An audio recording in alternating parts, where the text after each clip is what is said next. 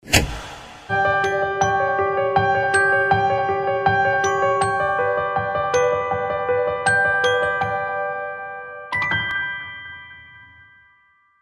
guys, ketemu lagi bersama saya Ahmad Nur Hidayat dalam YouTube channel. Kita kehadiran dua orang tokoh ekonomi kreatif guys di tempat ini, dan saya sangat bersemangat sekali karena kita akan membicarakan tentang anak muda, kegiatannya dan kreativitas. Sebelah kanan saya kenalin dulu, adalah Mas Aditya Toha. Kita tahu nih beliau, wow keren sekali, pemuda yang punya sejumlah prestasi dan punya satu panggilan jiwa untuk bergerak di dunia seni. Terima kasih Mas Adit sudah hadir kembali. Coba. Dan di sebelah kiri saya, nah ini yang pernah kita sebut-sebut namanya tapi belum pernah muncul di YouTube kita. Nah sekarang kita hadirkan, yaitu Kang Eko. Nama lengkapnya Endang Komara. Endang Komar ya, kita panggilnya Endang Komara. Ya. Nah, Mas Kang Eko ya. Nah, Kang Eko ini adalah pembina Yayasan Mega Citra Kreasi, dan beliau juga pembina di Teater Siliwangi ya. Jadi pertemuan antara Kang Eko dengan Mas Adit melahirkan sebuah ide ya, satu semangat baru mengembangkan jiwa kreativitas anak-anak muda, betul ya Kang? Ya? Dan saya kira kita ingin mengeksplor ya ide dari dua orang hebat ini terkait gimana masa depan ekonomi kreatif Kabupaten Kuningan. Saya ingin menyapa dulu Kang Eko. Kang Eko, apa kabar, sehat Kang? Alhamdulillah sehat walafiat.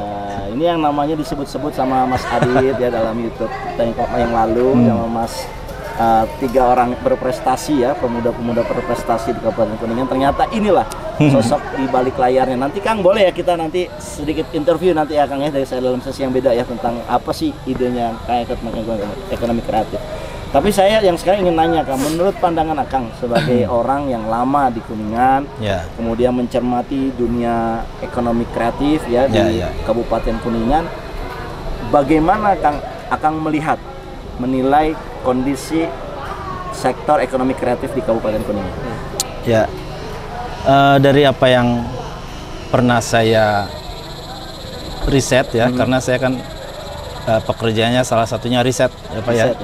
Riset di selain bidang teknologi informasi juga riset di bidang ekonomi. Nah, sesuai dengan basic saya tersebut, dari beberapa pekerjaan saya mendapatkan sebuah penilaian bahwa di Kuningan itu sebetulnya potensi SDM ya, karena ekonomi kreatif itu basisnya ide, itu sangat besar sekali. Kita banyak prestasi. Kita banyak anak-anak muda yang sangat berbakat dan berprestasi, hanya saja mereka belum bisa diberikan media aktualisasi dirinya. Nah, itu yang menjadi halangan. Dan yang saya lihat, belum ada indikator pengaruh pelaku-pelaku ekonomi kreatif ini terhadap PDRB. Nah, itu belum terpetakan, padahal potensinya besar. Sementara di Kuningan ini kan basisnya ke pariwisata, kemudian perikanan, pertanian, yang semuanya terbatas karena kontur di Kuningan itu kan naik turun, berbukit-bukit. Jadi susah untuk membuat sentra yang luas gitu kan. Nah, sementara dari pendidikan, sektor pendidikan itu kan di Kuningan itu sudah ada jurusan multimedia, DKV kan, kemudian bidang apalagi komputer ya. Itu semua adalah basis-basis ekonomi kreatif yang justru peluang SDM yang besar ini harusnya bisa disalurkan. Nah, sementara sektor ekonomi kreatif yang sudah lama ada itu tentunya di sektor makanan ya, kuliner kerajinan juga, itu udah makin mature. Hanya saja untuk pemerintah sendiri saya lihat masih terjebak di sana. Jadi memang belum ada pengalaman yang lebih panjang di dunia ekonomi kreatif, bidangnya juga baru ada sekarang. Cuma kadang terjebak menggarap hal yang sama dari berbagai dinas instansi, menggarap hal yang sama dan polanya sama juga gitu. Itu yang harus sebetulnya secara kebijakan mungkin harus berkolaborasi lagi dengan para praktisi ekonomi kreatif, sehingga mereka bisa, apalagi dengan para konsultan ya, sehingga bisa menentukan strategi yang paling pas, sehingga orang-orang kreatif ini bisa terwadahi dan bisa istilahnya potensinya juga bisa berkontribusi terhadap pendapatan daerah. Nah, ya seperti karena kita punya tempat wisata, ya harus ada kontennya kan. Betul. Karena yang namanya pengunjung itu selain ingin melihat, juga ingin ada yang bisa dirasakan, disaksikan, juga ada yang ingin dibawa. Nah, ini sektor ini sangat potensial, tapi belum ada kebijakan yang berpihak begitu ya. Berpihak gitu. Betul. Ya. Dunia seni pertunjukan, musik, film juga. Iya. Kita banyak prestasi di sana. Banyak film-film Kuningan ini yang masuk sampai juara nasional dan internasional gitu kan. Nah, kenapa enggak itu istilahnya dilirik, dikembangkan, apalagi contohnya film itu udah inklusif. Kalau dulu kan hanya kalangan tertentu yang mampu buat ya. Kalau sekarang siapapun bisa buat dan ada platform, ada medianya ya kan? Untuk bisa mempresentasikan hasilnya seperti itu. Nah, ini kaitannya sama orang-orang kreatif ya, atau SDM kreatif ini kan. Mas Adi Toha ini anak kreatif, SDM kreatif, sudah terbukti. Amin. Prestasinya banyak. Amin. Apa yang dirasakan Kang? Ini kan SDM kreatif ya. Apa ada sentuhan dari pemerintah yang mengembangkan SDM kreatif di sini? Apa penilaian Kang terhadap pengembangan SDM kreatif? Kalau menurut saya pribadi ya Pak, selama ini mungkin ya, bisa dibilang berkarir dari teater gitu ya. Untuk sentuhan-sentuhan dari pemerintah bisa dibilang cukup kurang ya gitu. Artinya belum ada perhatian lebih gitu terkait entah itu fasilitas beraktualisasi dirinya gitu, ataupun pertunjukannya itu kita masih masing-masing. Kayak misalnya pemanfaatan gedung kesenian, kita masih mengandalkan biaya sewa gitu ke sana, tapi biaya sewa yang ada itu tidak termasuk dengan fasilitas yang bagus lah. Artinya ketika kita membayar biaya sewa, kita juga harus membawa lighting sendiri, bangku sendiri gitu, apa sendiri gitu, yang sebenarnya itu kan gedung kesenian ya. Iya gitu. Sudah ter-include masuk, udah termasuk. Gudang serbaguna, ruang serbaguna. Iya. Ya bisa dibilang begitulah. Jadi berarti kata kadang kami nggak ujung-ujungnya nggak nyari untung Pak. Lebih kepada ya udahlah kita bisa beraktualisasi diri aja, lebih ke bagaimana kita memuaskan kebutuhan psikologis kita sebagai manusia untuk beraktualisasi diri kan di seni pertunjukan. Ya udahlah ujungnya itu, kalaupun misalnya ternyata ada lebihan ya udah berarti itu mah rezeki. Tapi kan ujung-ujungnya ya kan biaya sewa lampu berapa, biaya sewa kursi berapa, belum kan yang sewa kursi itu kan mereka belum paham itu. Maksudnya emang sewa 14 hari buat apa aja gitu kan. Maksudnya kan selama ini kan di Kuningan kan maksudnya kayak biaya sewa kursi gitu kan masih kayak pikirnya buat hajatan ya, buat satu event gitu kan segala macam. Iya gitu. Yang mana justru kalau misalnya pemerintah sadar gitu, ini bisa menjadi sebuah peluang besar untuk memutar roda ekonomi kreatif. Dan seperti misalnya kita contoh lah gitu di Bandung itu punya festival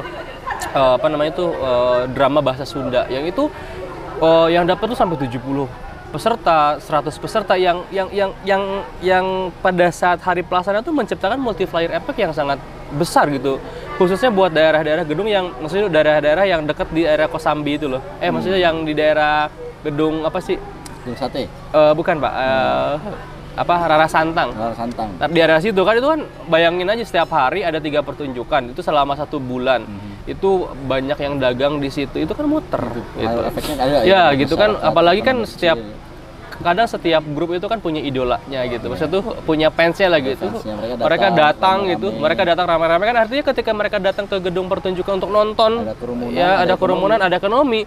Setelah mereka pulang kan nggak mungkin mereka langsung pulang ke kotanya masing-masing kan. Lebih kayak oke, abis nonton itu mending kita ke Lembang dulu yuk. Artinya kan muter tuh perekonomian tuh. Nah, itu sebenarnya bisa yang gregetnya tuh belum ada sentuhan-sentuhan yang mungkin bisa dibilang kayak kerjasama lah atau seperti apa gitu. Jadi selama ini kita ya masing-masing aja, masing-masing Pak, lebih kepada masing-masing. Jadi berdiri sendiri ya, mungkin kalau misalnya ada pun ya kadang pemerintah juga ada perhatian, cuman perhatian sebatas kayak subsidi gedung, semacam ya pemotongan biaya itu. Cuman maksudnya belum kenapa belum optimal gitu. Kenapa tidak kita bisa menciptakan sebuah ekosistem atau melahirkan wisata baru, misalkan cultural tourism. Jangan sampai cultural tourism yang ada di Kuningan itu hanya berbasis kepada Serentown saja, yang itu hanya ada di bulan Agustus. Setahun sekali gitu. Justru kalau bisa ini harus jadi lingkaran yang benar-benar muter gitu, karena banyak space-space yang kosong, open space gallery tidak maksimal, pemanfaatan taman kota tidak maksimal, gedung kesenian seperti gedung serbaguna gitu. Jadi yang saya rasa kalau misalkan ini misalnya kan berapa puluh sanggar ya di Kuningan, banyak sekali tuh, banyak sekali.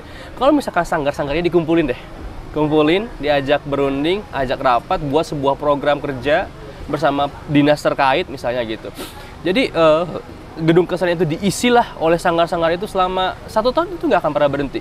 Artinya nanti pada saat wisatawan yang datang dari luar daerah ke Kuningan itu, mereka tidak hanya menikmati alamnya saja ya ini, tapi mereka punya sebuah kalender event yang gitu. Oke, hari ini ada, jadi misalkan nanti pemerintahnya itu mengelola atau memanage misalkan 1 tahun pertunjukan depan sudah terkalender gitu. Jadi ketika mereka visit ke Kuningan tuh mereka sudah punya buku panduan, habis ini mereka mau kemana, habis ini mereka mau kemana. Jadi ketika pas mungkin datang salah satu destinasi ya. Silakan. Ya.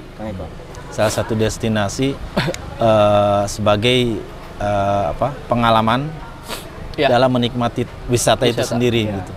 Sebagai tindak lanjut, karena kalau misalkan hanya tempat view saja kan mungkin secara pengalaman hanya sebatas itu. Betul. Dan saya kira gini, pariwisata hanya mengandalkan landscape itu pariwisata bisa dibilang 3.0. Sekarang kita mau masuk pariwisata 4.0 dan saya kira cultural tourism itu yang dikawinkan dengan keindahan landscape itu jadi sangat bagus sekali. Betul sekali. Nah, apa yang kita bisa wujudkan? Langkah apa yang kita wujudkan supaya ini teman-teman penyelenggara negara di Kabupaten Kuningan ataupun pemangku kepentingan lainnya, para pemilik sanggar itu bisa kolaborasi. Kita mulainya dari mana, Kang, menurut Kang itu? Kalau menurut saya sebetulnya dari potensi yang besar tersebut sebetulnya memang PR tentu masih banyak ya. Jadi kita nggak lepas dari mungkin dari edukasi ya. Kemudian bagaimana melayakkan mereka supaya potensinya itu layak, tidak sekedar punya potensi. Kemudian yang kedua, berikan motivasi, apakah ajang, apakah festival, lomba dan sebagainya, dan fasilitasi.